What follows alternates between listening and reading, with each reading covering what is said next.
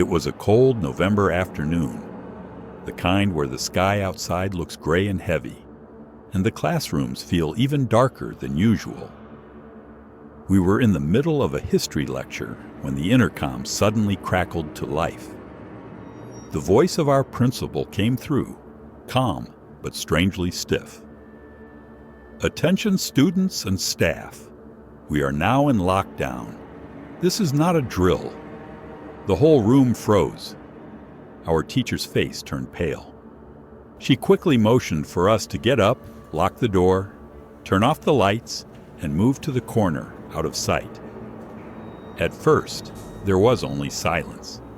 A suffocating silence broken only by the occasional nervous shuffle of shoes or a stifled cough. We were all trying not to breathe too loudly. Then, after what felt like forever, we heard it. The sound of footsteps echoing down the empty hallway.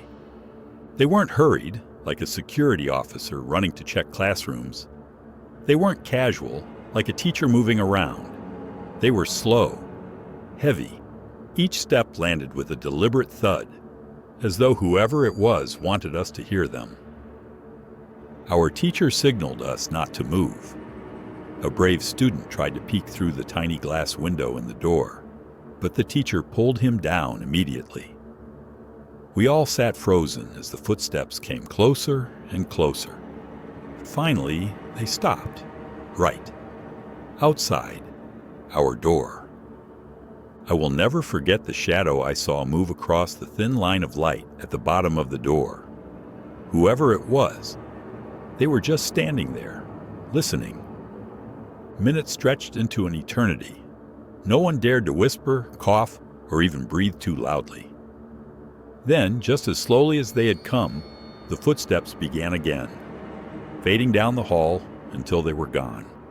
Half an hour later, the principal came back on the intercom and told us the lockdown was over. She said it had been a false alarm. But here's the part that still keeps me awake. The janitor swore up and down that he had checked that hallway during the lockdown. According to him, no one had been there. It happened in my sophomore year, in the middle of English class. The teacher was going over Shakespeare when suddenly the announcement came. "We are in lockdown. Repeat, lockdown." We all looked at each other, confused. The teacher quickly locked the door, turned off the lights, and motioned us to hide behind the desks.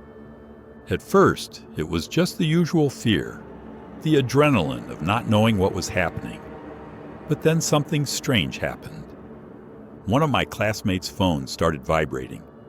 He looked down at it, and I could see his face lose all color. The screen said, "Unknown caller." He silenced it quickly, but seconds later, my own phone buzzed. Same thing, unknown. I didn't answer. No one did. But then another phone buzzed, and another, one after another. Different students' phones lit up with the exact same call. Unknown. It was unnerving, sitting in the pitch-black classroom, listening to the faint buzzing of phones all around us. Some kids turned theirs off completely. Others just stared at the screen. Not one of us dared to pick up. The teacher whispered angrily, "Turn them off. All of you," and so we did. But even then, I swear I could hear one more phone vibrating in the dark, long after we thought they had stopped. When the lockdown finally ended, the principal announced it was triggered by accident. Nothing had happened. But here's the thing. When we later checked our call logs, every single unknown call had come through at the exact same minute. To this day, none of us know who or what was calling. This one happened when I was in middle school, and it still haunts me. The school suddenly went into lockdown during third period. We were in the science lab, which had big windows facing the outside. The teacher quickly turned off the lights and told us to get down. She pulled the blinds shut, but one of them had a small gap. I don't know why, but I couldn't resist peeking through it. And that's when I saw him. A man, standing just a few feet away from the window. His hoodie was dirty, his face pale and drawn, like he hadn't slept in weeks. He wasn't moving, just standing there, looking straight at me. But the worst part? His lips were moving. Slowly, silently, like he was whispering something meant only for me.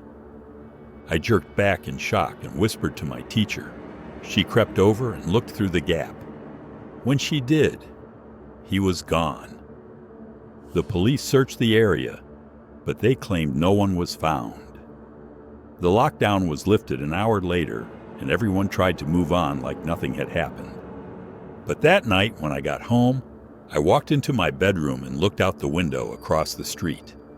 And there he was, standing by the trees, same pale face, same empty stare. And I swear, even from across the street, I could still see his lips moving, whispering words I couldn't hear.